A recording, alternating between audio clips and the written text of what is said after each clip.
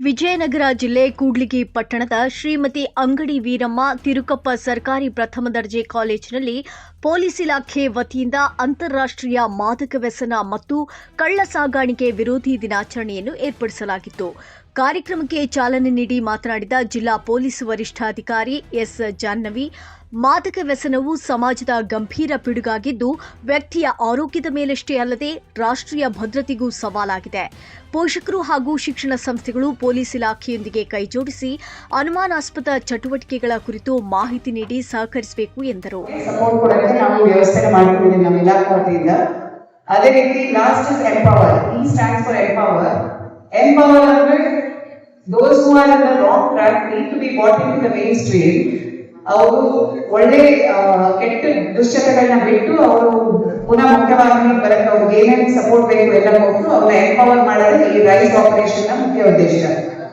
So ಈಗ ಯಾರು youngsters ಇದ್ದೀರಾ, ನಿಮ್ಮ ಅಕ್ಕಪಕ್ಕದಲ್ಲಿರೋ ಸ್ನೇಹಿತರಾಗಲಿ ಇನ್ನೊಬ್ಬರಾಗಲಿ ಈ ತರ ದುಶ್ಚಟಗಳಿಗೆ ಪ್ರೇರಣೆ ಕೊಟ್ರೆ ನೀವು ಅವ್ರಿಗೆ ಬೇಡ ಬ್ರೋ ಅನ್ನೋ ಮೂಲಕ ಅದನ್ನ ರೆಕ್ಯೂಸ್ ಮಾಡಬೇಕು.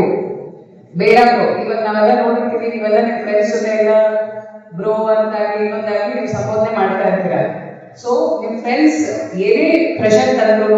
ಹದಿಹರೆಯದಲ್ಲಿ ಯುವ ಸಮಾಜ ಹಣದ ಆಮಿಷಕ್ಕೆ ಒಳಗಾಗಿ ಡ್ರಗ್ಸ್ ಮೋಹಕ್ಕೆ ಬೀಳುತ್ತಿರುವುದು ಕಳವಳಕಾರಿ. ಯುವಶಕ್ತಿ ಆರೋಗ್ಯವಂತ ಸಮಾಜ ನಿರ್ಮಾಣಕ್ಕೆ ಮುಂದಾಗಬೇಕು ಎಂದು ಶಾಸಕರು ಕರೆ ನೀಡಿದರು.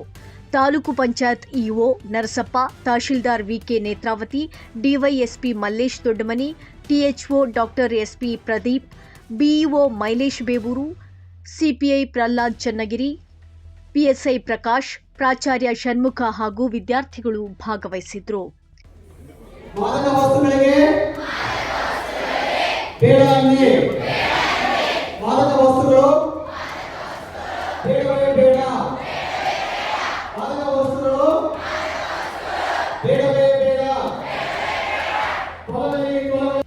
ನಿಖರ ಸುದ್ದಿಗಾಗಿ ನೋಡ್ತಾ ಇರಿ ವಾಯ್ಸ್ ಆಫ್ ವಿಜಯನಗರ.